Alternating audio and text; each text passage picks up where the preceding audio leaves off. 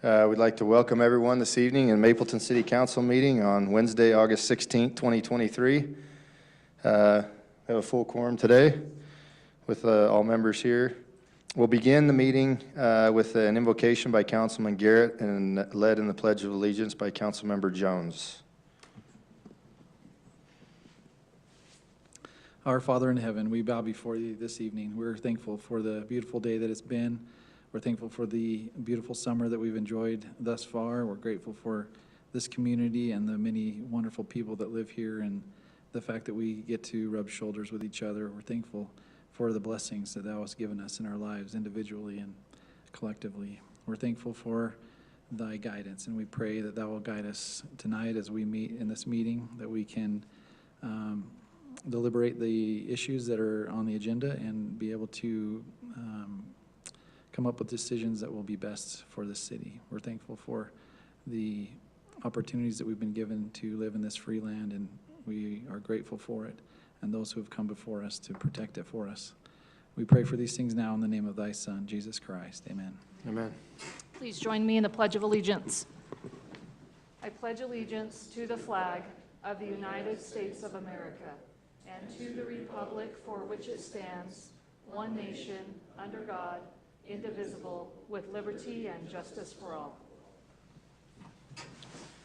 All right, thank you. We will begin with our those who've signed up to speak on an open forum. If you are here to speak toward items 6 or 7, which are public hearing items, you can hold your comments till then. If not, we'll invite you to come forward now. We can go in order in which you signed up if you'd like, which is Linda Olson. If you're here and would like to address us, come forward. If you'll state your name for the record for Camille, that'd be great.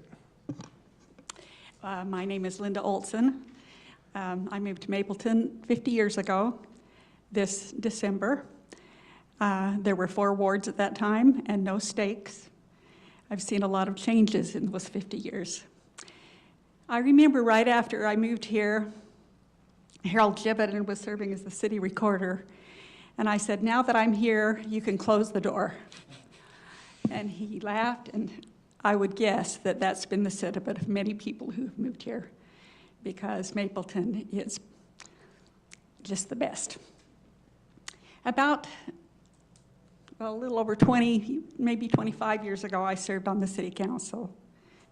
And the council just preceding us with Marilyn Peterson had done quite a bit of research and had open houses that were held in the old town hall, and citizens could come and look at pictures and presentations and make input on how they wanted Mapleton to develop. And at that time, they came up with a vision statement, which basically said that they wanted Mapleton to remain rural. They discouraged building on the mountain. And it's my observation that Maple Mountain is almost the only mountain on the whole Wasatch Front with very limited building. So from that standpoint, I think many of the decisions that were made resulted in a good thing.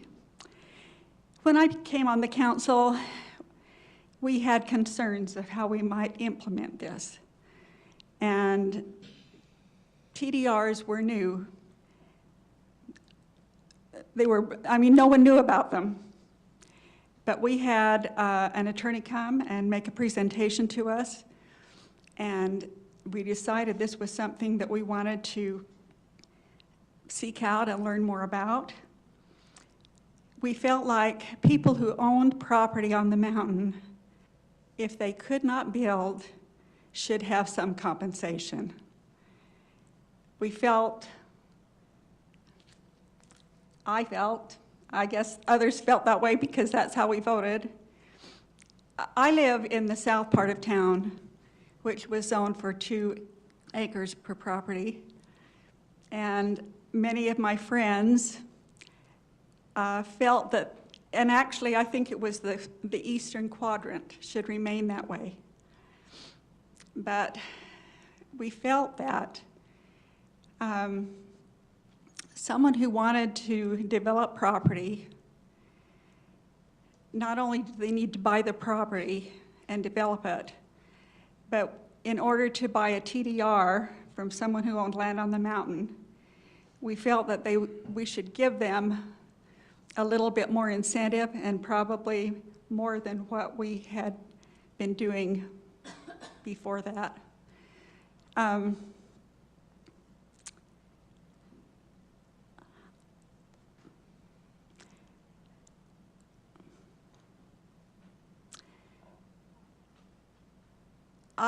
I personally felt, and it was that there was a fairness issue, that there should not be just a certain body of people who are saying that we should remain in our 2-acre zones.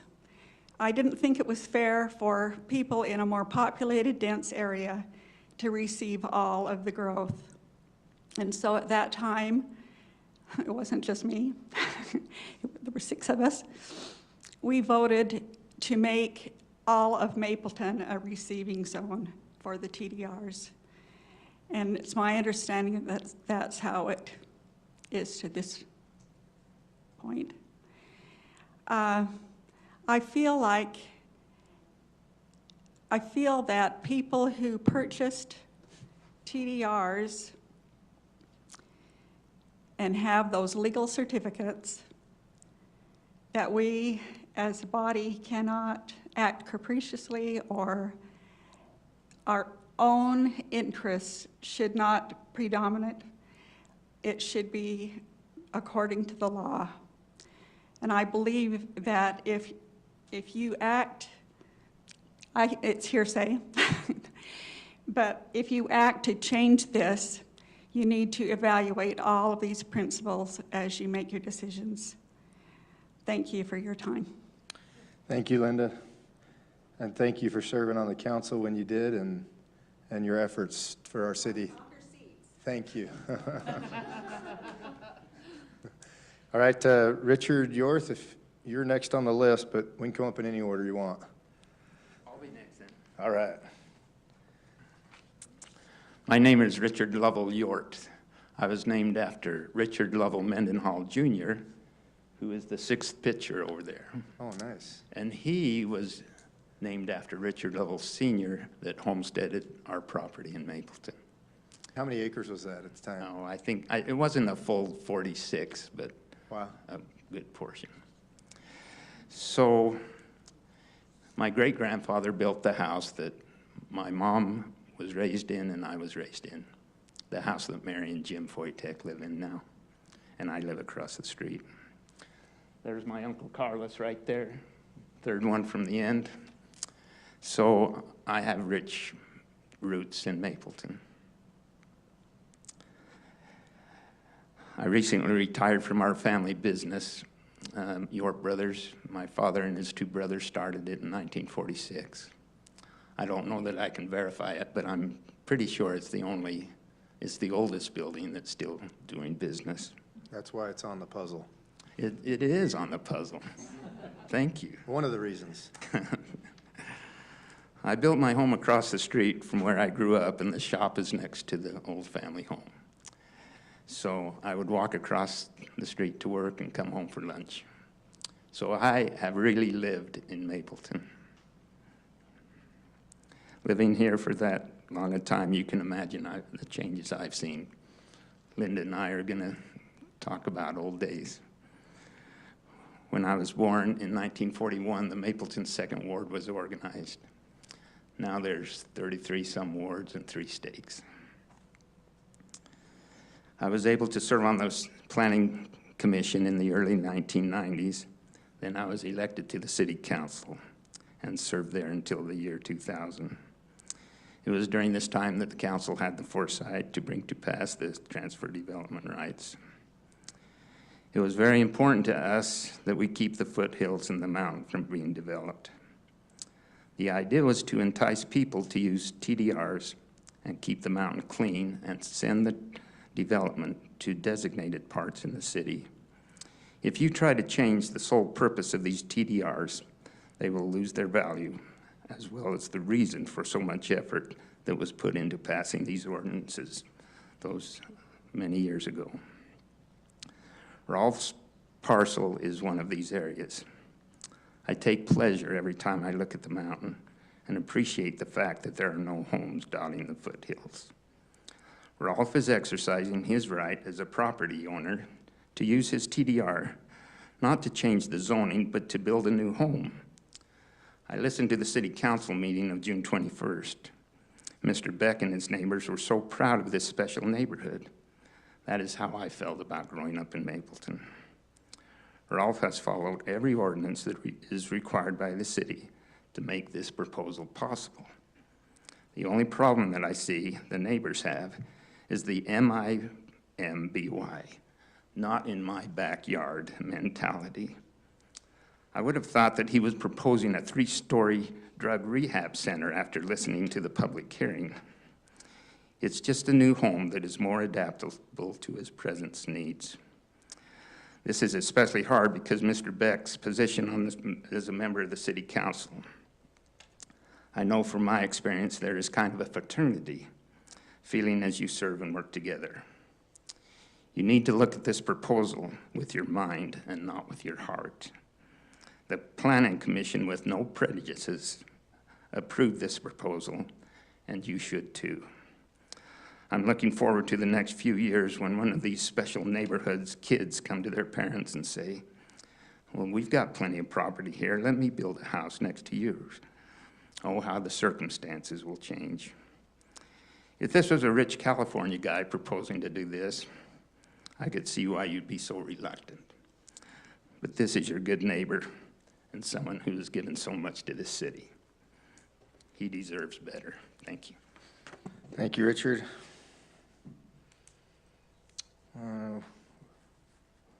Wynn Everett.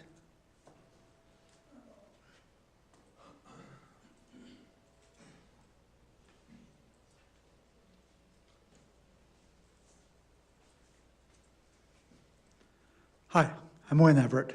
I've also been on that side, okay? And I'm an element of Mapleton Southwest, okay? And I think that Linda and Richard's covered things pretty well, and I do feel like that Rolf should have the right to do as he has followed the law to do. And I want to see things more or less remain the same until I push my weight there, because I've got kids that are growing up and I'm having a harder and harder time getting around my place too, even though I built it just 18 years ago for me and my wife to be able to get around in, you know. And so I, number one, think you should follow the laws that have been pronounced and keep it the same. And also not make any changes until the true landowners come in and push for a position to do things. I would like to see my kids, my grandkids build on my great-grandfather's homestead and property. And like I said, I'm an element from the Marchbanks and the Allens and them that moved into this southwestern and southeastern parts. And my granddad even donated all of 800 West from his place on up to the top of the hill years ago, and that's in the records and on the deeds and that stuff, you know. So, and he was on the town board in those days, and I tried to be active and follow his footsteps, and everything I push for in Mapleton is try to support the laws that's been made, plus improve the environment of Mapleton, you know, and be a part. I just didn't lay there and watch. Fireman for 25 years, Planning Commission, Council over the Planning Commission, then Roads and Streets. So I have a feel of the city too, okay? And like I say, old timer from, I'll tell this story, okay? I remind me of one of the cows, most of the cows I've had. I've had cows that's been conceived, okay, slaughtered, and consumed on the property, okay? Been around that long. I haven't left. I've moved 666 feet since I was born here, okay? Thank you. Thank you, Wynn. Appreciate it. Thanks for your service also to our city. L. Martin? I go by Ellie, but Ellie. Well, I go by both. I get called a lot of things, actually, at times. But my name is Ellie Martin, and I live just east of Fizz and Mapleton Floral, just right there. We're 840 and 860. Lived there for about 10 years now. Moved to Mapleton. Love living here. I just retired after 18 years of law enforcement. I recognize one of my brothers in blue over there. But several years on patrol with Provo Police, and then I went to BYU. Felt like I needed to be there, and retired from there as a sergeant over crime prevention. Crime prevention and safety is my passion. I am married to a retired firefighter from Provo after 30 years. Put those two together, and that makes a great mix, let me tell you. But the reason why I come tonight is I'm concerned in a couple things, and I'll talk fast because I don't know how much time I have. But I'm concerned about the speed on that road. I think it's 800. Richard, is that it? Yes, On 800. You know, being a police officer, I've responded and been an EMT. I've worked in the emergency room at Utah Valley for almost 8 years as a trauma tech. I've seen a lot dealing with PTSDs at this time in my life. Still don't regret, but that road is, people travel too fast. Even when I turn out, I just live just a little bit from Richard on that corner. As I turn out, I have to be very careful. Even when you're looking and no one's coming, you turn out, man, they're coming around. And I'm sure people, have someone come before telling, about this problem? So it's not a new one. Wondering, some are saying yes, some are no, but is there a possibility to put a speed bump? And I talked with some of my neighbors, and they said, yeah, but people are gonna hit that, and it's gonna damage the car. And I said, they'll only do it once. Trust me, I've gone over some of the speed bumps too fast in a patrol car, and my lieutenant didn't like the bottom of my car when I got done, but I got it there. But is there a speed bump that can be put there? And I know they are a hazard, not a hazard, but maybe a conflict when it comes to snow plowing. But there are those rubber ones that you can put there, and when the snow hits, move them. Most people drive pretty slow. As Farmer's Almanac says that we're going to have another good winter, and traffic kind of goes slow in there during the winter time, but it's horrible, and it's scary, and you got a daycare just up the street, and then you've got a few businesses and plus. And the other question is, do they plan on putting a light there on Highway 89 by Fizz? I know that's UDOT, and I've seen some stuff they're measuring. Is that coming down the pike? Yes, Rob, do you want to give a quick update on that, please? Yeah, we're actually meeting tomorrow. So the design is already done. We had taken on, the city had taken on the task of getting all the right of way. And we have gotten 2 of the corners, and the other 2, we've kind of hit a wall. And so UDOT has their own process. Oh, yes. And time can frame. move that forward, yeah, and well, and they're wanting to help move that forward. So we're having a meeting tomorrow to where we can partner with them, bring the UDOT right-of-way team on board, and hopefully that'll push things forward with the final right-of-way that we need to get that project done. Excellent, excellent, good news, thank you. That's, so stoplight. A couple other things real quickly. Is there any commerce coming to Mapleton that, I know everyone complains about the taxes, we know inflation, it's here, but is there any commerce that's going to come our way? Because I know when we first met, oh, this is great, you know, Mapleton's this little hometown, but Mapleton's building up like rabbit hutches. I mean, that's just the way I have to see it, the way, and I understand why they're putting this condensed housing, because my grandkids probably aren't going to be able to afford a house one day, but they might be able to afford a condo to call home. I get that. But is there any commerce coming our way in Mapleton on 89, which is one of the main corridors, and, you know, keep it on 89 where all the travel is. Is anything coming? We hope that there is. There's land that's slated for that, for retail and commercial. So we hope that one day the business people will bring their businesses to our town, and there's some things we're working on with the city by bringing better internet that allows, you know, maybe some office space for people to bring their company, relocate companies here, or you know, that and a mixture of commercial, dentist's office, orthodontics office, doctor's office. We've got a few that have come in, a few more gas stations.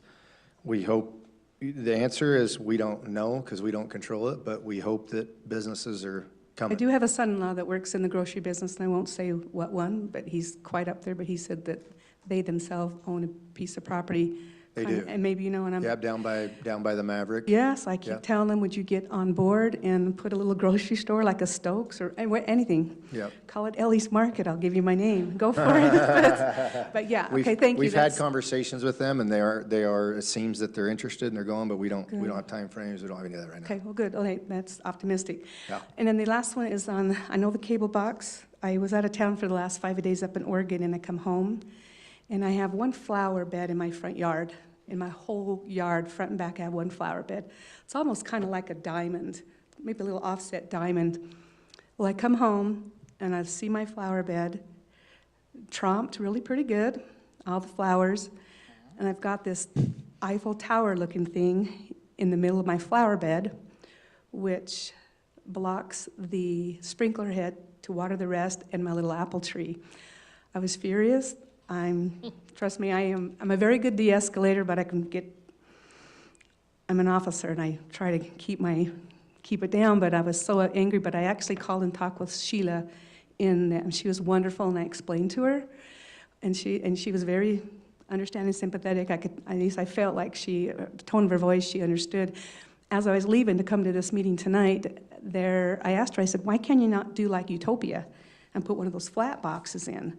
Well, as I was on this meeting tonight, there's someone literally removing the little Eiffel Tower. I mean, it's like, 2.5 feet tall and 12 by 12, right in the middle. It's an eyesore. Any one of you would say, what? Especially if you're someone that likes flowers and all that kind of stuff. But anyway, he was moving that when I left, and I said, are you putting, so he's putting this some other big black box. At that moment, it looked like a park bench, and I'm going, oh my goodness. But my husband reassured me that, no, that's going to go flat to the ground, which I hope so. My question is this, and I think it's great to have this fiber come into our city. I think it's very expensive. We all know that. It took millions of dollars to put that fiber optic in. I get that, and I get there's a cost to it. But she says, are you part of it? And I said, no, not yet. I don't know if I'm going to. I get my internet for $50 a month through T-Mobile, and it's 100 gigabytes.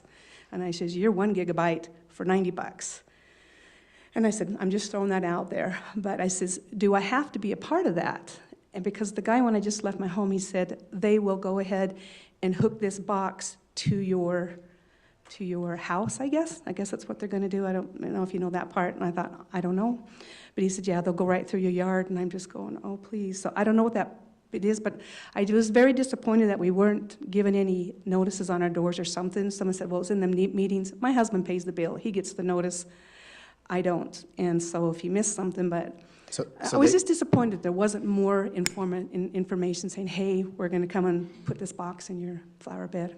Understandable. There's a few things going on. One is they will not run it in your yard unless you sign up for service. Thank you. So it'll stay in that's the good. pedestal. So my options is still there if I choose, right? Absolutely. We live in Perfect. America, and there's no better place than Mapleton to have options. So you're All going right, to good. continue to have options. I like that. So we hope that you would sign up for it, certainly, because we think you'll be very satisfied. I would assume that T-Mobile is giving you 100 megs, and that is 1 gig. Is that right?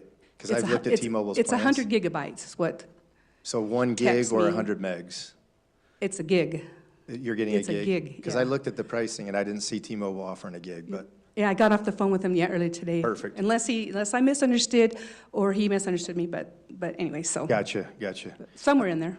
Gotcha. So the areas that they're working in with the fiber, and it's the same whether it's Rocky Mountain Power or the fiber. I mean, you pull up to the corner of my house and there's a real Eiffel Tower, but it's really wide. It's 5 feet by 4 feet. It's a power transformer that's 4 feet in the air, and I don't get a choice to move it or not because it's in the right of way. So But you can paint it. No, I'm just kidding. no, you can't do that either. They'll charge you a lot of money. You There's spray one- paint that yeah, thing. there's one That's down there right. on your way to I'd Smith's. love to You've make all it seen camo that. colors. That'd be awesome. Like a Rubik Cube or something. Right, so inside the right-of-way, that's what, in any provider, Comcast or anyone else can work in that right-of-way and put that in.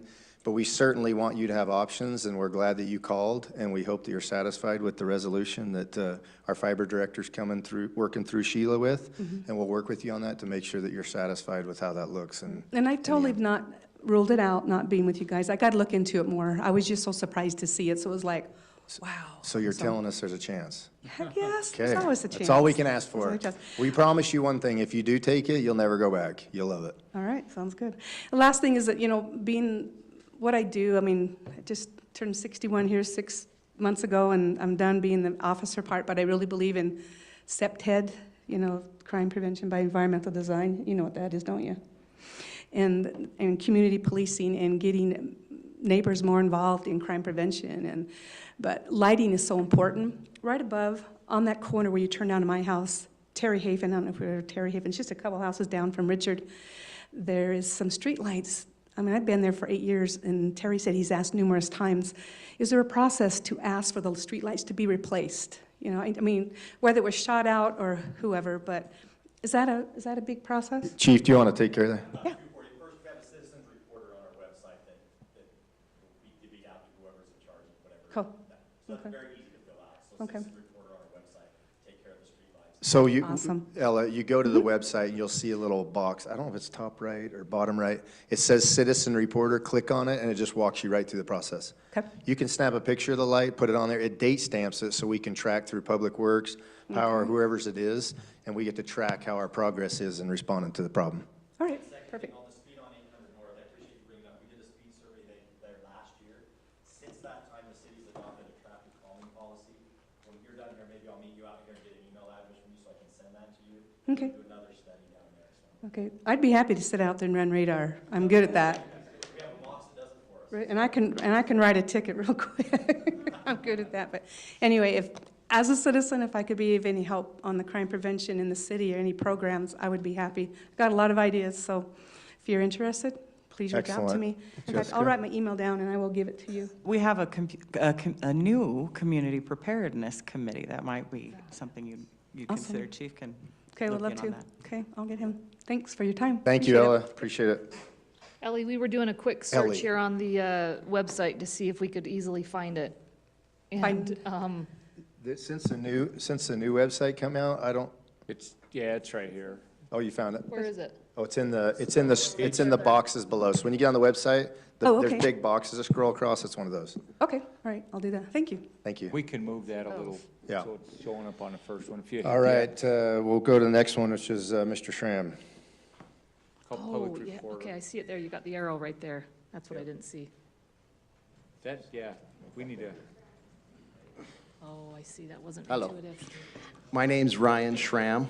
I've been a resident of Mapleton for, I actually figured it out today, 28 years, half my life. A third of your life. Third of my life. No, half, yeah, not even that. It's just a year older than that. But anyway, so I assume you got the email. I didn't know that we were going to be able to make comment, but I sent an email out talking about the ordinances and stuff and how I felt. But as I showed up here tonight, my thoughts completely changed about what I might say when I stood up here for a minute. And the reason being is I thought, I wonder if we all raised our hands, how long we lived in Mapleton might be kind of interesting tonight. So if you've lived in Mapleton for over 10 years, let's raise our hand. Keep going. Okay? How about 20? Dang it. I'm going to say 28 just because I get to keep my hand up. How about 40? 60? So there's only 160. I don't want to know how old he is. Can someone on the council tell me what the new city slogan is? Or what is it, the theme? Small town, big heart. Small town, big heart. Everybody that's been here over 30 years, raise your hand. That's the heart of Mapleton. That's the heart of Mapleton. Right? That's who built this city, not us. I can't even say I'm really part of the heart. I want a piece of the heart, but I'm not the heart. The heart is right there. Blood, sweat, and tears. We're not asking for some crazy thing. It's not a developer coming in and saying we're going to divide this up and we're going to put in 30 homes. We're talking about an ordinance on a lot that's not incorporated into a subdivision. I'm not an attorney. I read what it says, and it says it's illegal TDR receiving zone. So are we going to have a heart, or are we going to be heartless?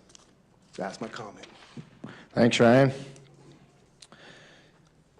I will just say one thing, since it was brought up concerning the city based on the events that we've had recently, is those of you that are commented tonight and that are here this evening that have been here a long time, on behalf of the council and the city, we just want to thank you for bringing the feeling that Mapleton has and being a part of that from a long time ago, and that we get to now be a part of and participate in. It's the most important thing we have.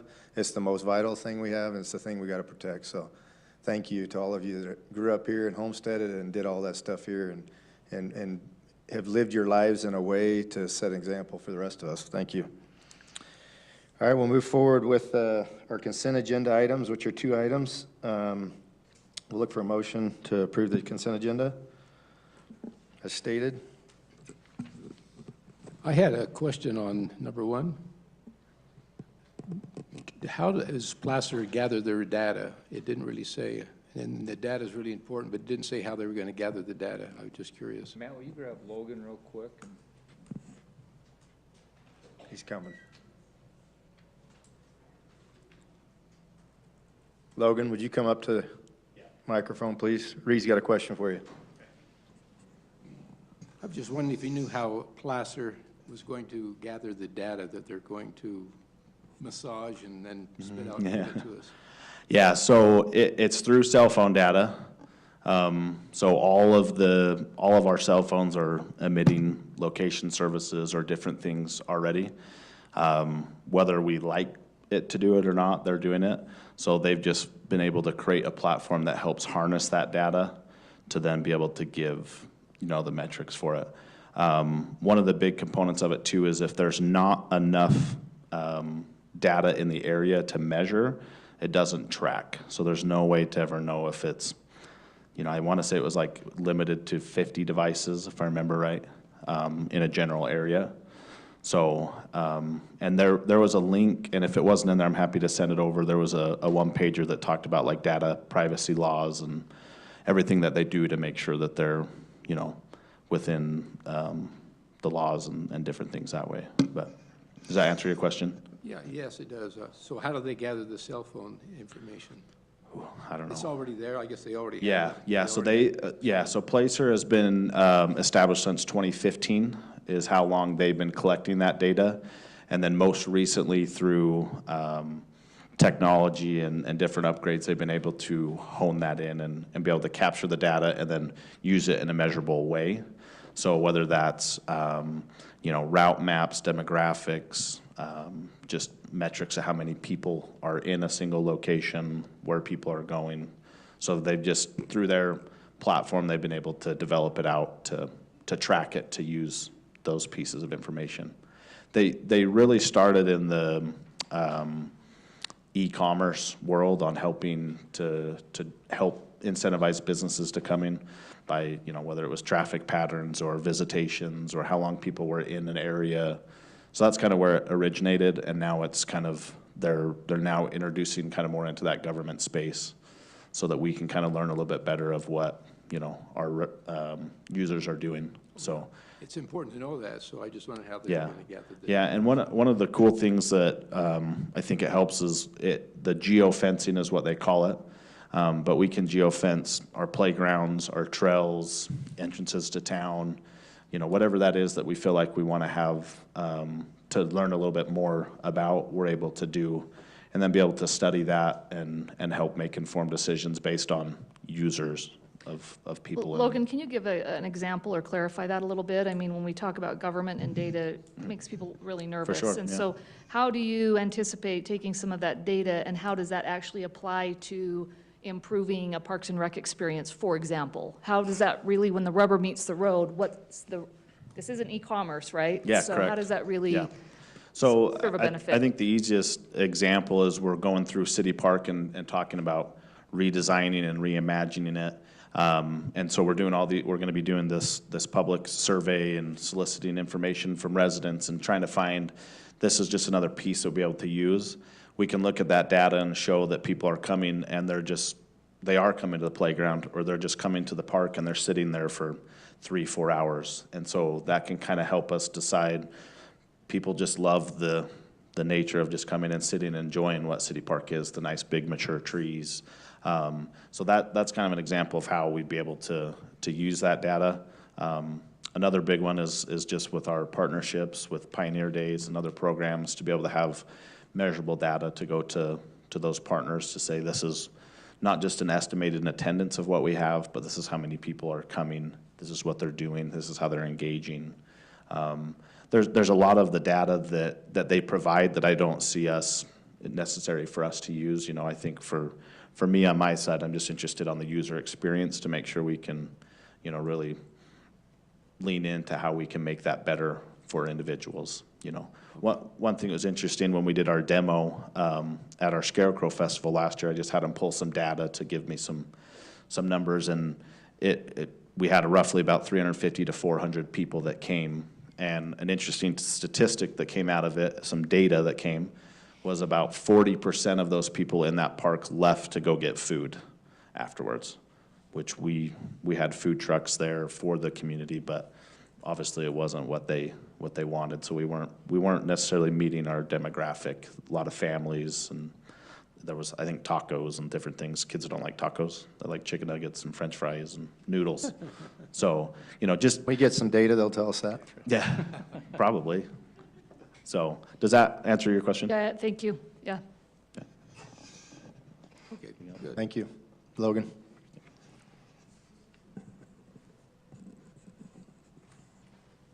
We have a motion for the consent agenda? I'll make a motion to approve the consent agenda. Second. We have a motion by Councilman Beck and a second by Councilmember Jones. Carlson, yes. Egbert, yes. Beck, yes. Jones, yes. Garrett, yes. Great, we'll move on to our first action item, number 3, and Casey, you have an announcement? Yep, as this is a continued item from the previous meeting that I set out this discussion and vote, so I'll continue to do so here. Okay. Councilman Beck's going to sit with the audience. We'll move forward with this item, which is consideration of a request to apply a transferable development right receiving site overlay to a property located at 1185 West and 2400 South. The applicants are Tangi and Rolf Walpole. Mr. Conroy? Thank you, Mr. Mayor, members of the council. Sorry, skipped ahead here. So the subject property is about 2.5 acres in size. It's located in the A2 zone, which typically requires 2 acres per lot. The lot is not part of a platted subdivision. Most of the developed lots in the neighborhood have been platted, and I'll show you an exhibit that just kind of demonstrates that. The applicant is requesting approval of a TDR overlay in order to split the lot and create one more building lot on the site. The application came before you in June. There was a public hearing. You heard public comment and then closed the public hearing and then continued it to a future meeting, which is tonight. You've received, in addition to the public comment at the meeting, you've received a number of letters both in favor and opposing the application that have been included in your packet for your review. So this is the subject property in yellow highlighted there. You can see the existing zoning. The majority of the properties around there are still in that A2 zone. This just shows which properties are not part of platted subdivisions. So everything in yellow is unplatted. So conceivably or potentially they could apply to be TDR receiving sites at some point in the future. And then this is the same area but showing which lots are platted. So you can see the Walpole property in the middle and most of those surrounding it have been platted. As far as the criteria that the City Council is really looking at is one, is it in an area that TDRs can be applied to be used? And the A2 zone is one of those areas as long as the lot is not platted. So the application meets that criteria. The other is the code then identifies these 5 items. And if the council can determine that these 5 items have been met, then assumably the application would be approved. If you cannot, if you determine that one or more of these cannot be met, then it should not be approved. So this is really what the council should be looking at tonight. They're basically, does the project exceed the density limitations outlined in the ordinance, which this would comply with that. The second is it in accordance with the provisions of the TDR ordinance? Is it consistent with the subdivision standards? Number 4, is it consistent with the general plan? We've included some of the relevant goals and policies in your staff report that you can review. And then probably the most relevant based on the comments that we've received is number 5, is it compatible? Is it compatible with the existing and future development of the area? And so that's really what the council is focused on, is does it meet those standards? If the answer is yes, we would recommend approval. If you determine that the answer is no to any one of those, then it could be denied based on the ordinance. That's all the comments. That's it? Okay. Thanks, Sean.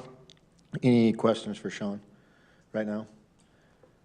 This being an action item, and the applicant does have the ability to come and address us with anything else. If Sean missed something that is important or whatever, then he never does, Rolf, so.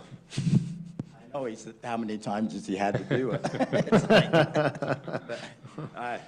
Yeah, so I just want to take a minute. First of all, I want to show my appreciation for Linda and Richard for coming, and especially, I think we ought to give them a round of applause because of them and the council that passed the TDR ordinance 25 years ago.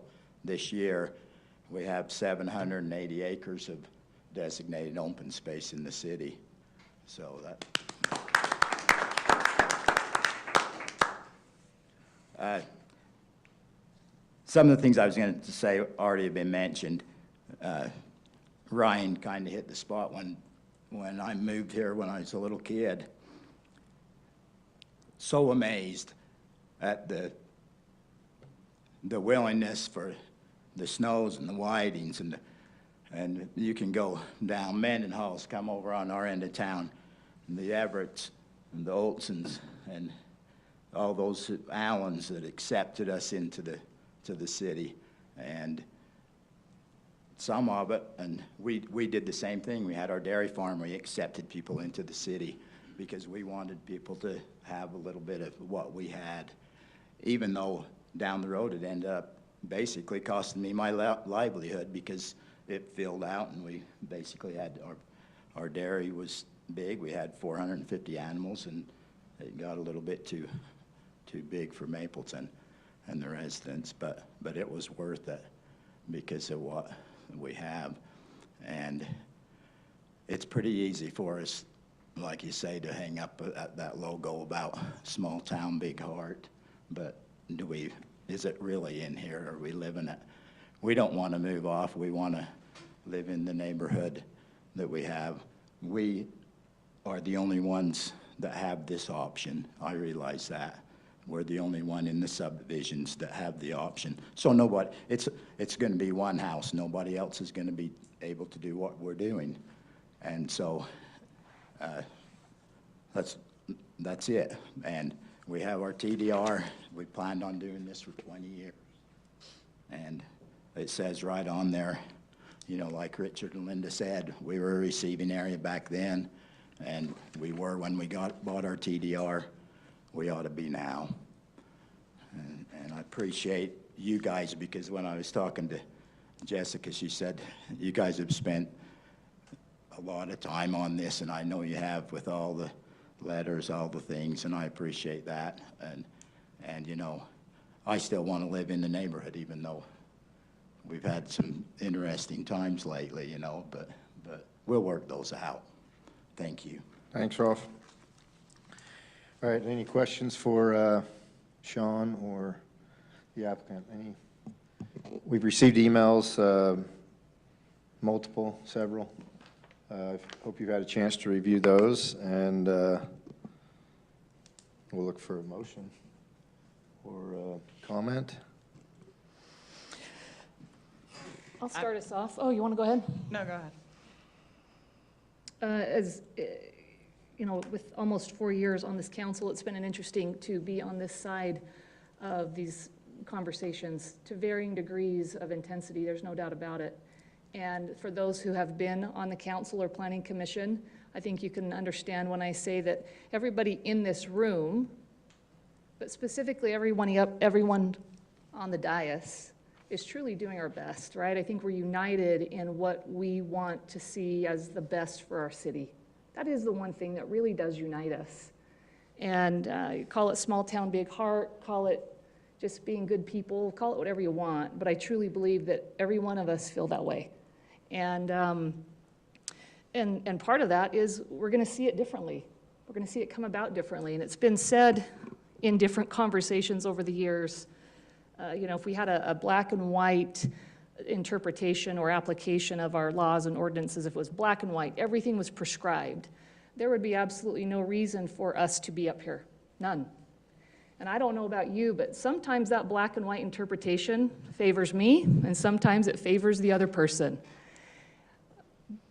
But we don't have that system of government. We have a system of representative government, and I'm grateful for that. And what that means is sometimes we get some decisions that we like, and sometimes we get ones that we don't. There's been more than one decision that the majority of the council has made since I've been on the council that I've disagreed with. But that's a risk that I'm willing to take to live in a system of government that we have. And I'm grateful for that. There have been many arguments or discussions about this topic.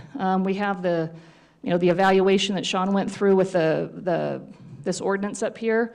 That's a yes, no, black and white, does it or doesn't it? That's easy to do. We have some other subjective guidelines. The guidelines in our ordinance, in our general plan, they're guidelines. Their intention is to not be overly prescriptive. It's intended to have some ebb and flow to it, to have room for application. And I know I'm going on, but this is my 2 minutes to talk. So there has been some questions raised about the compatibility of the proposed development. That's one that has been brought up. As I apply the concept of compatibility, I think that as I look at that neighborhood, and it is a delightful neighborhood, and 3 years ago, we preserved that rural nature of that neighborhood when the other project was proposed that was vastly different than this application in every way. The rural designation in this neighborhood that prevents sidewalks and curbs, that creates an even aesthetic, compatible curb and gutter, excuse me. I think that's the right move. That's a step in the right direction. The adverse effects to the neighbors. I have asked that question a few times. If there is a 1 acre parcel here, how does that adversely affect the neighbors? On a 1 acre parcel, a person could still have horses, they could have cows, they can have chickens, they can have a dog and not have any of that stuff if they choose. So I have not identified an adverse effect to the neighbors or on the adjacent landowners. I believe that it meets the requirements of our city. It also meets the goals of the city. Whether you have a 2 acre parcel and Rolf decides to build a 3,000 square foot barn with a house attached to it and leave it as 2 acres, or build a house and it turns into 1 acre, what's the difference in the impact on that? So, so I make a motion to approve the application to apply a TDR to the property located at 1185 West, 2400 South. We need a second. Can I make a comment or at least a question in that regard? This is really a difficult. There you go. Just closer. It's on. Just bring it closer. There we go. This is kind of a difficult decision for each of us to make. We want to do what's right for the city. We want to do what's right for the neighborhood. We want to do what's right for our future. There's been a lot of good things that have been pointed out. There's a lot of feelings and there's a lot of emotion. And in kind of reviewing this, One of the guidelines I was looking at was the requirements of the A2 zone. And it talks a little in here about the intent is to protect agricultural uses from encroachment by typical urban development. Also, it should not change the basic agricultural character of the zone. It should discourage any leapfrog encroachments. And then it says down a little bit farther, to protect the encourage the continued use of agricultural land within the zone for agricultural purposes, and to discourage the preemption of agriculture and the non-agriculture purposes. And it also says to any other uses that may tend to thwart its mitigation.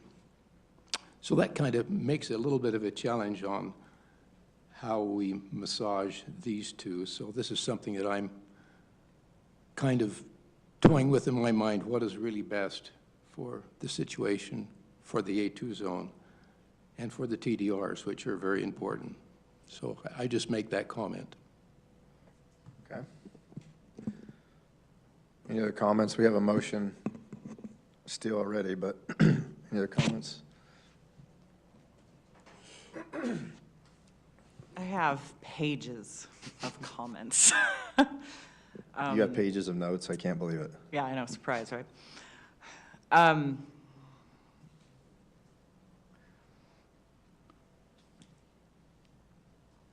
This one is rough for the same reasons that both Leslie and Reed have mentioned, because the gray area is where the hardest decisions are made, right?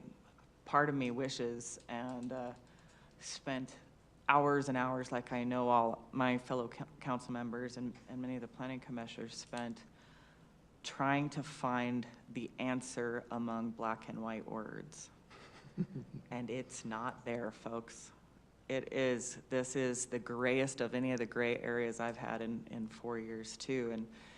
And when I spoke about this at the last council, I sort of had to suspend the emotion of this scenario and say, okay, what do the words say? What are the laws and ordinances, and where would they, what is my obligation to uphold those things?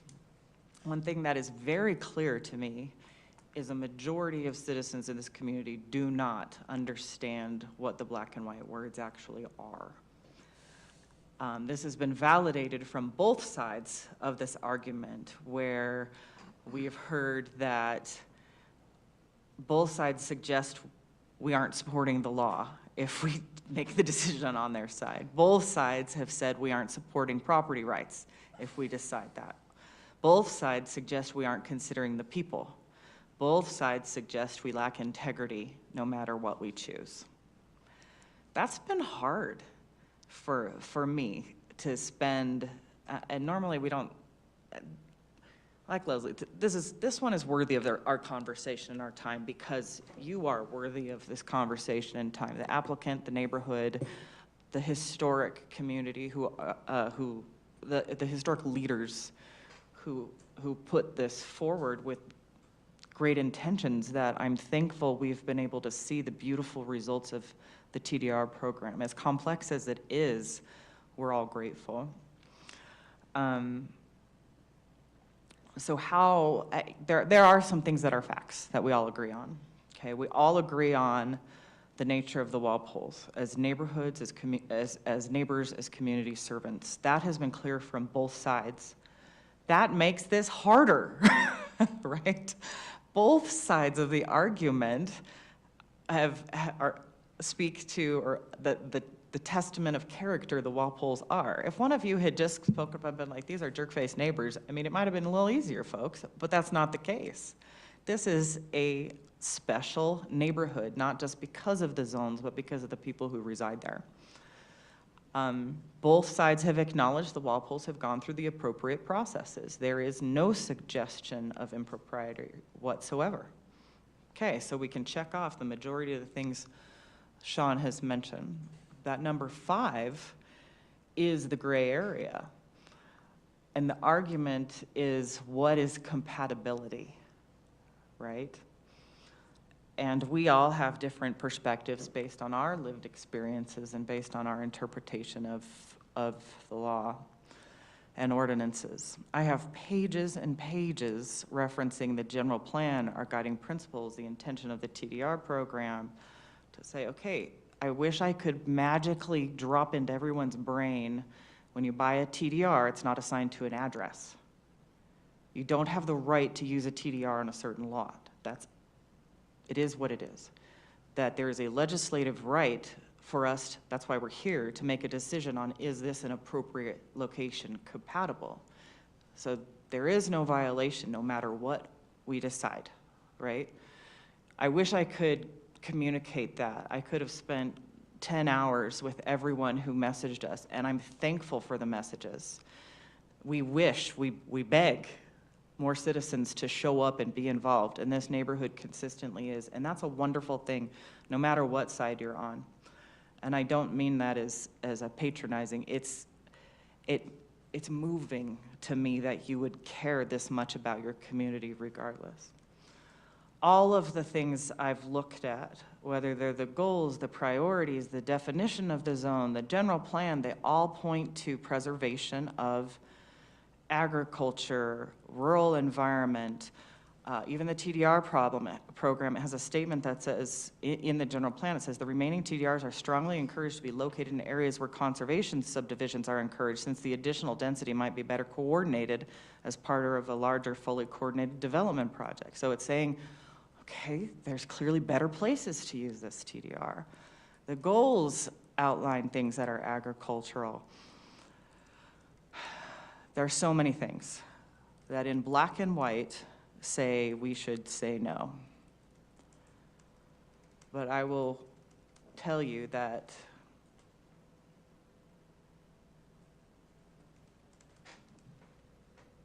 the gray area lets me say something else. And I cannot, in good conscience, stick with the black and white. Even sitting here, I looked up the word compatibility. What is the black and white on the word compatibility and the definition of that? And I want to tell you what that says for those of you who haven't looked it up, because that is black and white, compatible. How do I interpret the word compatible? And I'll tell you what it says, since it's in my notes. So incompatible is unable to exist together in harmony, contrary or opposed in character. Compatible is capable of existing or living together in harmony. I cannot, based on the evidence of everyone on both sides, suggest that no matter the size of the lot, the Walpoles owning it would be contrary to their ability to live in harmony with the neighborhood, no matter that.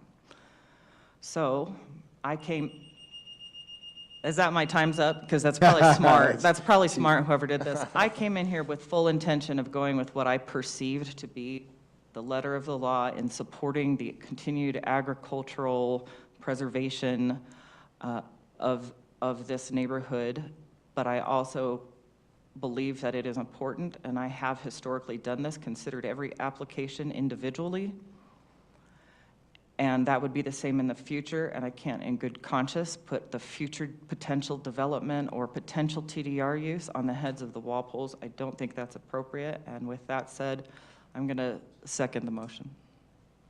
Okay, we have a motion by Councilmember Jones and a second by Councilmember Egbert.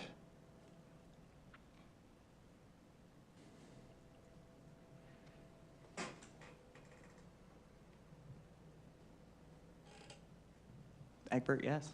Jones, yes. So I echo a lot of what everybody said, both sides. Both sides have compelling arguments, and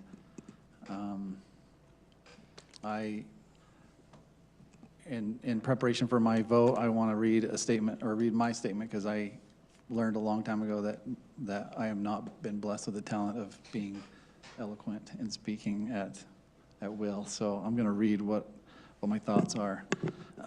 And this is still in accepting the fact that exactly what Jessica said, that this comes down to, there's a lot of facts and there's some gray area, and I think to me, the gray area comes down to number 4 and number 5. Is it consistent with the Mapleton general plan?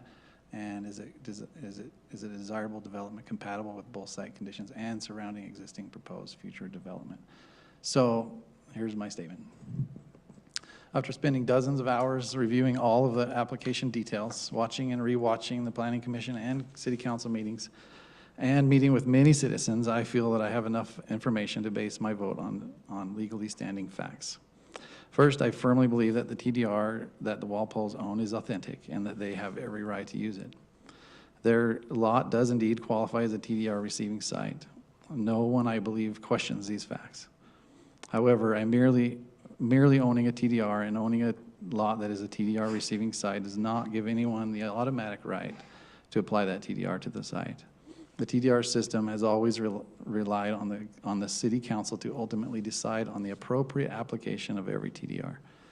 It is a fact that the council has to ultimately approve or deny the application of every TDR based on certain criteria, and these are, to me, are the most important that's displayed on the overhead.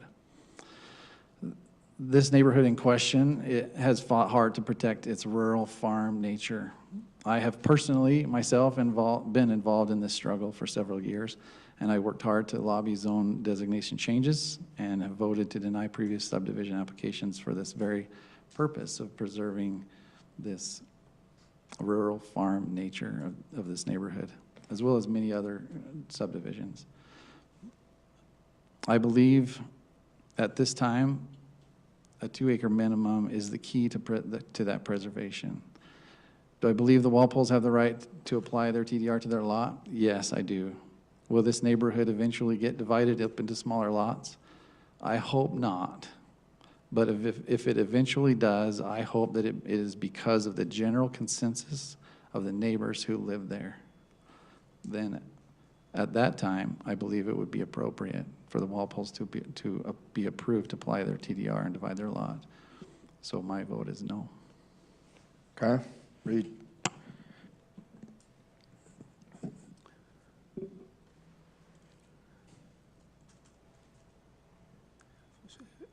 As we've mentioned before, this is kind of a rather very gray area. But in looking at everything and looking at both sides, I think I will approve it. So I'll vote yes.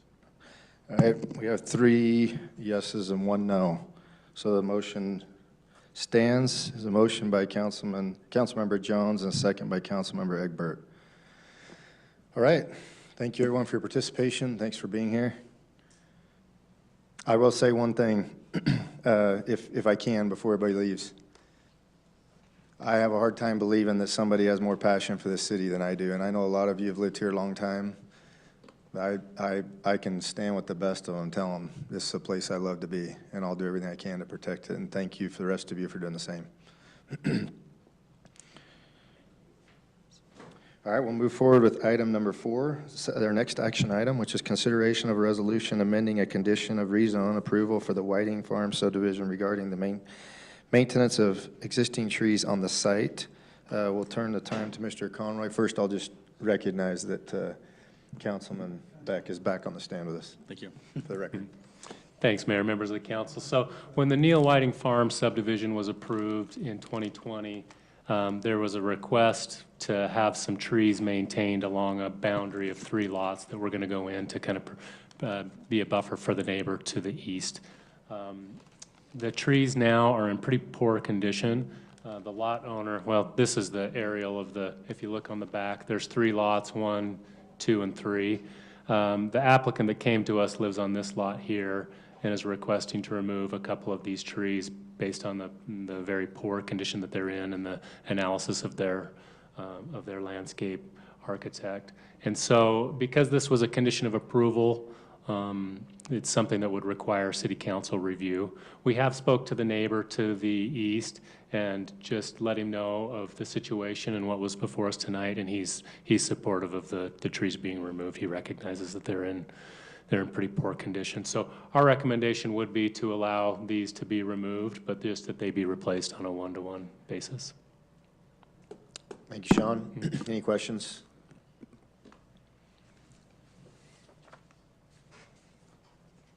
I'll make a motion to amend the condition of the rezone as written. Second. I have a motion by Councilmember Egbert, and a second by Councilman Beck. Beck, yes. Jones, yes. Garrett, yes. Carlson, yes. Egbert, yes. All right, item number 5 is a notice hereby given by Mapleton City under the Utah Municipal Cable Television and Public Communications Act, Title 10, Chapter 18 of the Utah Code, making amendments to the April 28, 2021 feasibility study. Public hearings were called on July 5th, 2023, and again on August 2nd, 2023, to receive input from the public regarding a city telecommunications system. This is Mr. Hancock's item. I don't know if there's anything you want to add or say. If you do.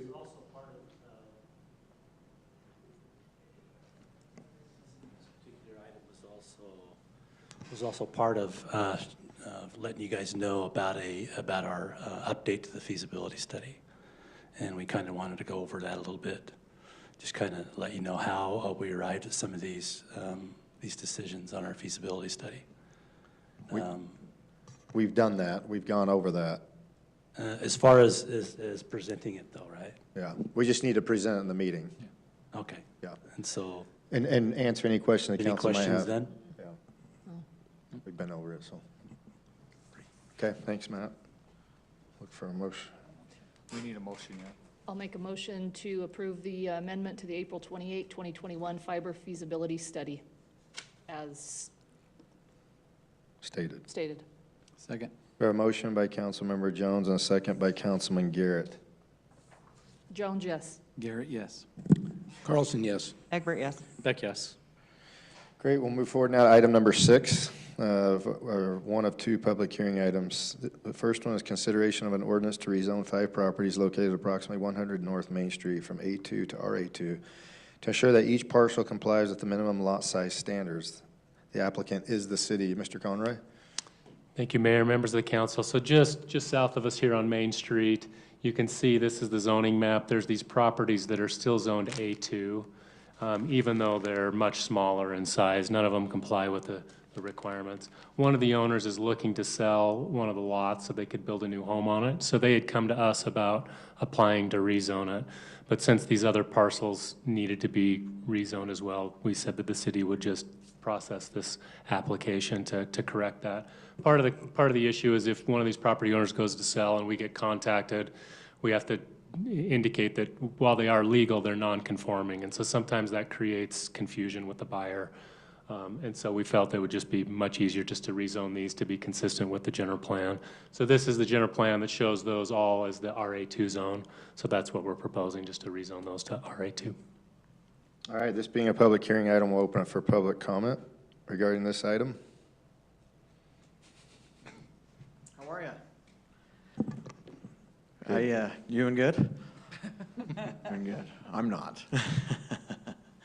And Brett Hansen. I live 2 doors down from the Walpoles and next to Casey Beck. And I don't know if I need to talk about this now. I can talk about it later. What are you wanting to discuss this? I want to. I disagree with this too because I think. Go for it. I think that on this subject. Yeah, go for it. Because I think. I mean, if you just don't comply with something, you can't just, hey, let's change it. You know, hey, well, I'm gonna change my property. I'm just gonna do what the hell I want, and then let's just have the city change it. I don't think that's right. I think I'm more of a letter of the law guy. I think that's the reason why they're here. If we didn't have them, it would just be chaos. I mean, I can do whatever I want on my property, right? Well, the law, who cares about the law? Anyway, so that's why I think you should say no to this rezone A2 to RA2, just because it was previously not in compliance. So why give them the benefit of the doubt and just change it for them? Does that make sense? If I go and I steal something from the market, from Costco, and it's okay, just let them go. No, they're gonna come and they're gonna take it and they're gonna reprimand me. Yeah. So you might have misunderstood, Brett, but one of the property owners did come discuss it with Sean, and that was what started the process. Right. But the general plan, the redo of the general plan that happened a year and a half, 2 years ago, designates that property to this zone. So whether they apply for it or the city applies for it, it's It doesn't inevitable matter. it's going to that zone. Okay. Yeah, so That makes we sense. agree with your comments, although this is a different scenario because the general plan designates it already. Designated Yeah, already. so whether they came and applied for it or the city does, it's the same. So you're saying the general plan, black and white? Yeah, it changes the nature of that area. The zone, changes the zone. It changes the zone. Maybe So something. so you're saying the zoning is important? This is probably one that would be, I mean, I'd be happy, like I said, like we did before, to sit down and go over the details of this. The difference on this one is these lots are all legal lots, right? They were built many, many years ago. When the school developed next to them, and other properties developed over time, they were still left in this old zone that by no choice of their own, they don't comply with the standards. None of them are. And so this is just to ensure that, that their lots are meeting the code standards per our general plan and per their To meet the permits. code. that they I'd say, Sean, maybe show, if you pull that map back up, you can show each of those lots. None of them are 2-acre lots now. They're less than that. So if you go through there and you look at that one to like the north end, They're just all- looking at this, that one's 0.38 acres. Okay. The other house, looks like about, another 0.3. So none of them are 2-acre lots and there's existing homes on them. So that's why they're non-conforming, like you're saying, Sean. Yeah. Okay. I understand your frustration. And if you'd like, I'd love to give you a minute to speak about the one. I would, if you Okay, if you that'd be would. great. That'd be great. I'll That'd do be it great. after. Thank you. Thank you. Okay, any other public comment? All right, seeing there are no more, we'll close public hearing on the item, look for a motion.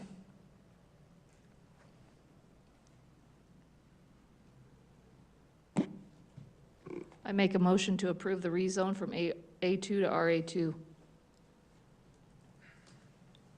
Oh, the rezone of that one. Item The, number 6. Item number 6. Sorry. I make a motion to approve an application to rezone 5 properties located at approximately 100 North Main Street from A2 to RA2 in order to comply with minimum lot size standards. I'll second. We have a motion by Councilmember Jones and a second by Councilmember Egbert. Garrett, yes. Carlson, yes. Egbert, yes. Beck, yes. Jones, yes. Great, we'll move to item number 7, which is consideration of an ordinance amending Mapleton City Code Title 17 and 18.90.130 regarding subdivision requirements for new development and amending the city development fee schedule. Mr. Conroy. Thank you, Mayor, members of the council. As you know, the state legislature continues to make changes each year that address housing and subdivision standards and criteria for the city. So this ordinance largely started because we had to respond to some of the requirements that were adopted with SB 174. And so while we were making those changes, we also went back through our engineering standards with our new city engineer and tried to update those requirements to ensure that they complied with our long-range plans as well as just current practice. And so that's what's being proposed before you tonight. Some of the changes that the state made that we're adopting here is administrative applications like a subdivision no longer can come to the city council. The council is meant to be a legislative body, and so subdivisions now will be reviewed exclusively by the planning commission. So that's probably the biggest change in this ordinance that you'll see. Everything else is pretty much just addressing current engineering standards. The one additional change that is noteworthy is we are also required to base our water dedication requirement on actual data that we provide. So we collect data for water usage. Our requirement when a new subdivision applies for how much water they have to dedicate has to be based on that data. So we've done that analysis, and so the recommendation is that the water dedication requirement for indoor use is going down from 0.45 to 0.35 for single family and then 0.30 for multifamily. Well, we can go through any of the specifics if you have any questions on any of the specific changes. Any questions for Sean? This being also a public hearing item, we'll open it for public comment. Seeing that there are none, we'll close the public hearing portion. Look for a motion or answer any questions. I'll make a motion to amend Mapleton City Code Title 17 and 18.90.130 regarding subdivision requirements for new development and amending the community development fee schedule. Second. I have a motion by Councilman Beck and a second by Councilmember Jones. Can I ask a question? What does this change, or what will this do if we don't approve it? As far Relative to the state? Yeah, so even if our process says a subdivision has to come to the city council, we couldn't bring it to you. So the state's law trumps the city's. This is just ensuring that our process is in line with theirs. Okay, that's what I thought. Just a cleanup of the code. Compliance. Nasty cleanup. That's what I thought. Carlson, yes. Egbert, yes. Beck, yes. Jones, yes. Garrett, yes. Okay, great, thank you. Let's see. Actually, let's do, Chief, let's go to you first. You want to come up and address us, please?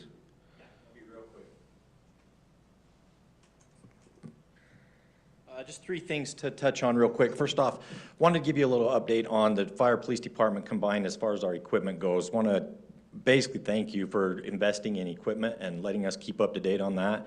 The fire department has ordered several SCBAs, the self-contained breathing things. Those are coming in this week, and also their turnouts are coming in this week.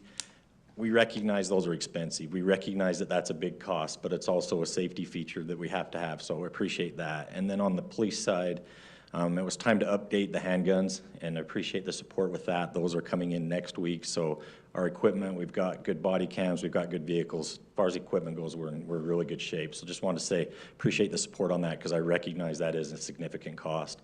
It looks good, too. Yeah, which looks good. All of it. The trucks, the handguns. The trucks, okay, the guns, okay, yeah. The uniforms.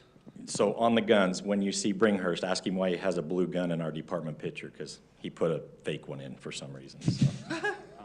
School started today, went awesome. We had officers at every school this morning. It was fabulous. It was actually pretty fun. All of our crossing guards are back, so if you get a chance, if you're bored one day, stop and talk to them. They're pretty neat people.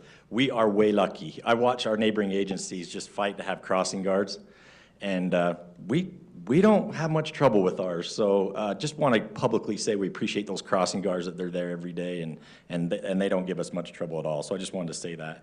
And then the last thing, you've seen on Monday that the Fire Department Association, Firefighters Association did some fundraising at the park for the Maui fire victims.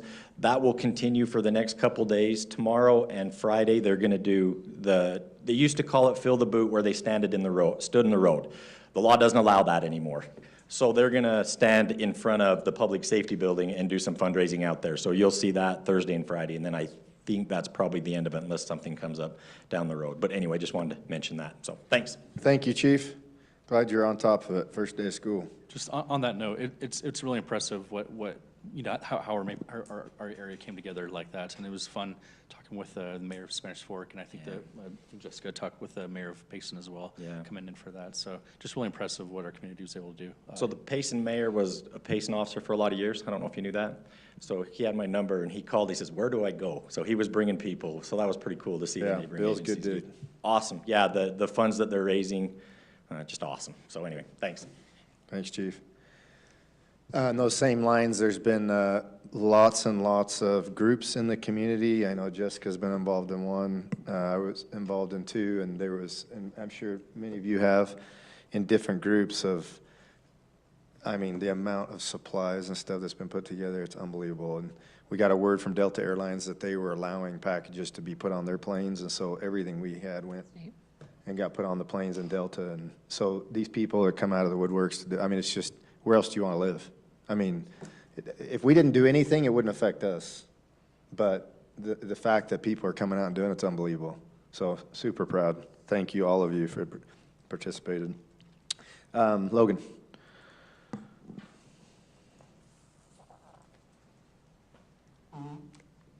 Just one quick reminder, Moonlight Half on September 1st. So in the years past, we have had council members, if they would like, to come do the aid station at the pond. This year, I'll extend that invitation as well. So if any of you are interested in doing that, just send me an email. There's no harm anyway. Love to see you there and involved, but everything's looking really good. It's been helpful to have a staff member to actually dedicate to this. We already have about 30 more runners this year, and we're still 3 weeks before the race, which is awesome. great. So we're excited to see what that looks like. So if you have any questions on any of those things, just let me know. I'm coming if you're running the marathon. Not this I year? do the pre-run. Yeah. The day before when no one's Four looking. wheels. I'm really quick. He runs out to his truck. Effective. I thought you were doing 2 wheels. Sweet. Thanks, Logan. Thanks for your efforts Logan, on you can that. count me in on that station. Matt, I assume you're I'll good? hang out with Okay. Theron, I guess. Yeah. There you go. Mr. Conroy. Just one quick one. As you know, we're required to submit a report each year to the state on our progress on the implementation of the housing plan, moderate income housing plan. So that's been submitted, and they've got back to us that we're in compliance. So that's good news. A lot of communities are pretty nervous right now about what their response might be on their report. So that's all I have. Great. Can I ask a follow-up?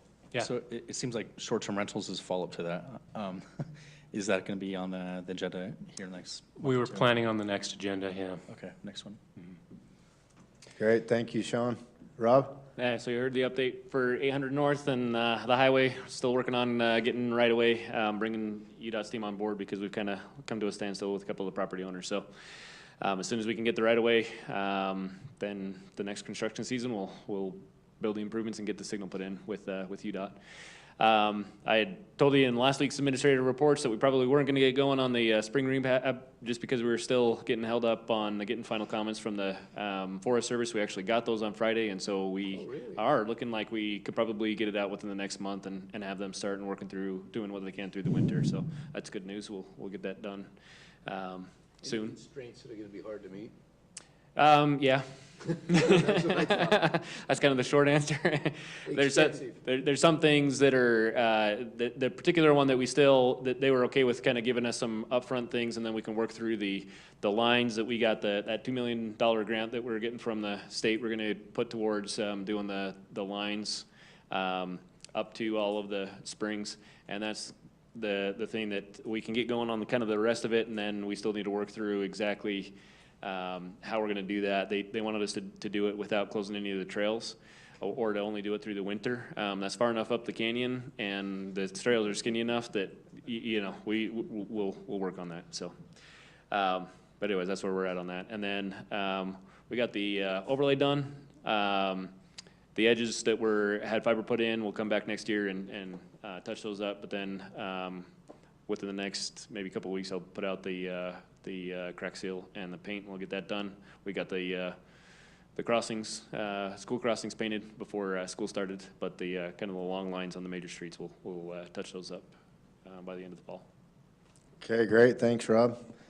Before we move to the council, I was going to see Brett, if you'd like to come forward and speak. I'll just ask you one favor. Yeah. Just remember who you're talking to, and these people. You saw tonight how emotional it got, and the difficulty of what's happened here. For sure. And I just appreciate if you keep that respect for them, and Okay. because it's not an easy spot to be in, that's for sure. It's definitely not an easy spot, and I appreciate everything you do, for sure. I know it's not an easy spot, and obviously you're there, I'm not, I'm here. There's a reason why you guys are there, because you guys are good at what you do. And I'm not, and that's why I'm here, is to understand.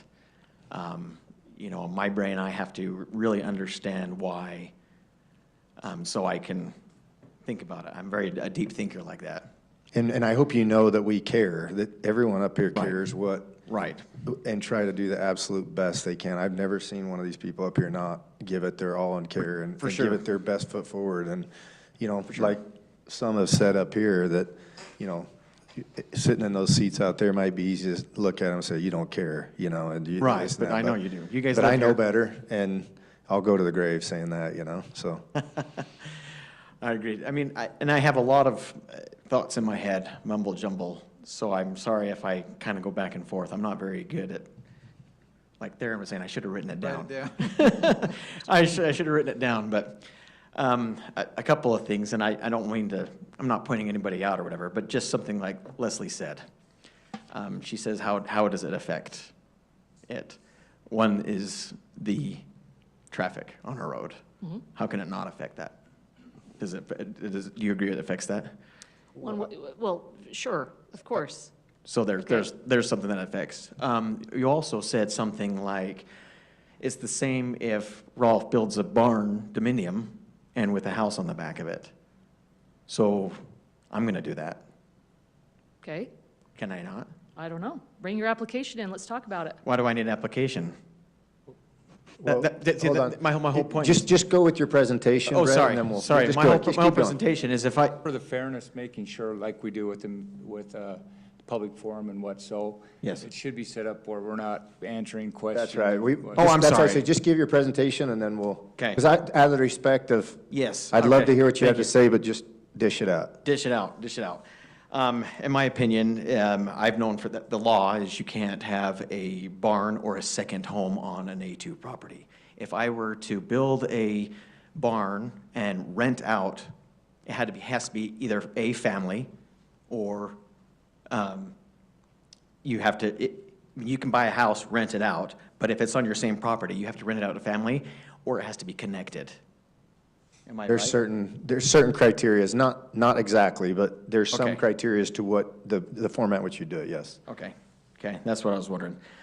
And Brett, clearly there's some things specific to some of the comments I made. I am more than happy to talk with you offline. I would about great, this I'd stuff. love that. Yeah, The no problem at all. conversation we can Yeah. have anytime, any day, so just give the presentation and then we'll, because if there's more questions and comments, that's the best way to do it. Okay, yeah, and and you can, yeah. And I sent you guys all an email on the code, and you mentioned it Reed mentioned it, the leapfrog. And my understanding, that was code. Is that not code? Or because from my understanding, it seemed like that was a great, that section, it was voiced as it was a gray area or opinion. And in my mind, I see it as code because it's written right there, the leapfrog. And in my mind, I see that that's exactly what's going on is you have the A2 zone and you have a leapfrog right in the middle of it is a 1 acre lot. So that's where I see that. Is there any way we can pull up the, that map you showed? Just keep going. We've looked at it 100 times. Okay. Oh, No, we can see it in our minds, every one of us. There's a map, well, and a lot of it is, it frustrates me, because you say, we made the decision on a gray area, whereas the integrity of Rolf Walpole, but he stood up here and lied to us, because he's saying that he's the only person in the area that has subdivision that no one else can. Directly across the street from me, the Christensens, they're not in a subdivision. Directly next to them, the Cofords, they're not in a subdivision. So. It sounds like. So that's why I was gonna say the map. Yes, obviously, whatever's said tonight is not gonna change the vote that happened. Right. So we're both in agreement to that. Right. But I it agree. sounds like there's some confusion, and this is not the place to have it because we can't provide all the information. What I'd love to do is get all the points that you have that you're discussing. Okay. And either, if you don't feel comfortable coming to the office, Oh, I put them in an definitely email or something, but if you'd like to come in, absolutely, let's sit down and go through each one and make sure that we covered them, 100%. And Sean's more than happy, I am, Corey is. We'll sit down and go through them, and if there's appreciate something in that. question that's not right, we'll address it however we need to, but let's do it. Okay. Because we need to provide you feedback, and this isn't the right spot. This is not the spot. No. And that makes We got to go sense. sit Yeah. down and do it. Okay, and I apologize, I thought But we I thought you appreciate could, so I your apologize. passion and everything else, and seriously, because we all have it. And- Right, we And all that's have what it. makes us who we are, and so we appreciate that. And this would be helpful if you come and met with us, we can pull the maps up and look at them and show you properties and. That'd be great. And then on that, because when you show me the maps, is that something because I talked to Sean before and I said, can we put in a motion or something? Do I have to do an application to maybe get those platted? Do I have to do an application to get to? those that are You're wanting not, to not in make a them- subdivision. Yeah, I mean, they would have to they'd have to apply to actually subdivide to then become a plat, or No, but- agree to it be amended into your subdivision plat. Right, do I have to do an application to have them agree to be in our Well, amended Yeah, I subdivision? mean, you couldn't apply to do For something someone on else. someone else's property. If they decided they wanted to do it, they could make an application. We could go over all that. Okay. That's what- that Details, was just everything. question. Okay. Yes. All right. Brett, I think Jerica has my number. If not, we'll connect. I'd be happy to meet with you anytime. I think she wants to talk to you too. Oh, love it. Awesome. Love it. Thanks, Brett. We appreciate it. You let me know, we'll connect. I'll come over, we'll meet somewhere, whatever you want. She's not gonna sleep tonight, so you might as well come over tonight. Thanks, Brett. Okay, Reed? I go to bed at like 9, so. Just have a question on what's on the wall over there. Does anybody know what it is? That's, Isn't that cool? So cool. So we got two puzzles like that. Logan's putting together a frame, and then we're gonna put it out on the wall there on that north end. And then obviously we're selling them here at the city office, and we'll continue to promote that. And we got a whole room full of puzzles ready to be sold. Who's put it together? How long did it take? I put it Oh, together. Like you 4 meant- days? Who put that one together? Your That kids was, did? My sister-in-law put it together. Oh, that's the one that I put my piece in. My sister-in-law did it. I Yeah, did she did it in an It took my afternoon. wife and I 2.5 hours to put it all together. You stayed on it. Yeah. Yeah. My kids fought over who gets to put that in the puzzle. My kids took my piece and ripped it in half. Yeah. Sweet. I'm impressed because people have commented on me being in a puzzle, and I thought, people that I don't know. It's your legacy. I That's know. what I'm like, I could just be done with life now. The world knows that You you made sit it. down. All that matters. Nothing else I've done. On your tombstone, she was on the puzzle. That's all that matters. we're Done gonna, any good up to now, it doesn't matter, Jessica. we'll continue to promote it through social media around Christmas time too. We think would be a good time to. Awesome. So great. I've got nothing but awesome comments. So, Another subject, I guess I'll talk about the transfer station construction, which seems to be going along pretty good. The weather's been complying with us. I think many of you have seen that the building is bigger than you probably thought it was going to be. The compactors will be shipped fairly soon, and these are huge compactors, multi-axle trailers, big convoy in front and back just to make sure it can get through all the obstacles it has in getting it. And it'll be probably sitting out on the street there for a little bit before we can put them into place. It's going to take some awful big equipment to get them in on dollies and get them into place, but it's going to be fun when that comes. awesome. So far, everything's going okay. Okay. Put 'em Projected front end. opening, We don't have a date set, but it's probably the second quarter of next a year. year, or, yeah, Probably 10 months. Probably be done around February, so maybe March. We haven't set a date It's yet. construction, so as they said February, probably July. Probably so. You know how it goes I with know how it construction. goes. Oh, yeah. So we haven't got it set in stone yet, the exact day, but Okay. it's looking pretty good so far. We've had a few hiccups with some things, but it hasn't really slowed things up very much. Awesome. Thank you, Reed. The seniors are still kind of out on vacation until next month, but they're will be coming back with vengeance. There we go. Awesome. Thanks, Reed. Okay, Jessica. You ready? I have notes. Oh, dear. Based on my vote tonight, I may or may not be crawling in a hole for a little while, because we'll see what texts I get later. Okay. Community Preparedness Committee met with Chief, and they have 4 community education sessions. They're going to roll forward. It's going to be rad. They're super gung-ho about it. I think the first one's Stop the Bleed. Yeah, November. So that'll be great. Just had another one of those we're about to turn into utopia moments during the concert in the park with the farmers market with the Maui fundraiser. Man, that was just so good.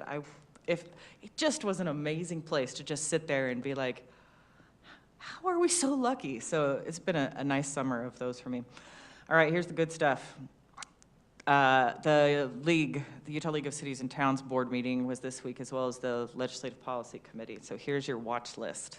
If you weren't on that very exciting call. Right now they have 2 resolutions out. They're calling for feedback by August 21st. A resolution is a little bit of kind of a feel-good. It's compelling, but there's no teeth in it. But regardless, one of them is on dignity and civility in local politics, and the other is on preserving local authority. So don't touch our stuff. But I supported both of them even as they were written. If you're interested, look at those. Those will move forward to the legislature.